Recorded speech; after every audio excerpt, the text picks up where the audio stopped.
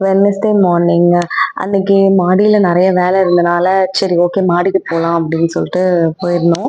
அப்போ வந்து செடிங்களுக்கெல்லாம் தண்ணி ஊத்திட்டு, கொஞ்சம் காரிடார் கிட்ட நின்னு பீஸ்ஃபுல்லா அந்த இடத்த கொஞ்ச நேரம் அந்த பீஸ்ஃபுல்னஸ கொஞ்சம் ரசிச்சுட்டு நின்னுட்டு இருந்தபோது, என் பசங்க 2 பேரும் வந்து "இந்த கார்டு அழுக்கா இருக்கம்மா, கழுவி விடலாம்" அப்படின்னு சொன்னாங்க.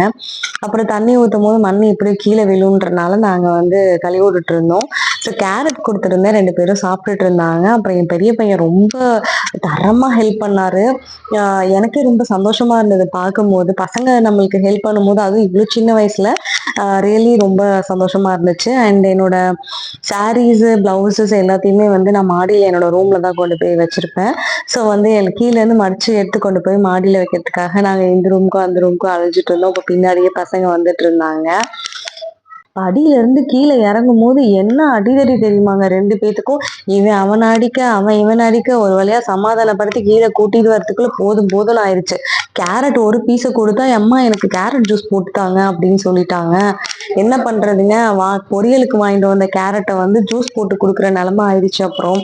ஆ சரி ஓகே பசங்க கேரட் ஜூஸ் சாப்பிட்டா நல்லது தான் அப்படின்னு சொல்லிட்டு, கேரட் ஜூஸ் போட ஆரம்பிச்சுட்டேன் நானும்.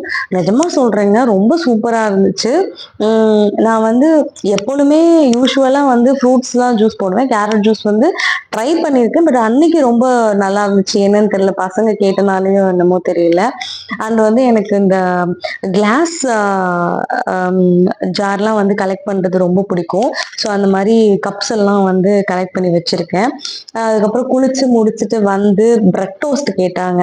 சரி ஓகே பிரெட் வந்து டேபிள் மேல வச்சிருந்தத பார்த்துட்டு, எனக்கு பிரெட் டோஸ்ட் பண்ணி தாம்மான்னு கேட்டாங்க. நெய் ஊத்தி பிரெட் போட்டு டோஸ்ட் பண்ணி குடுத்தாச்சு. அதுக்கப்புறம் என்னங்க as usual evening routine start ஆயிடுச்சு. வாசல்லாம் கூட்டி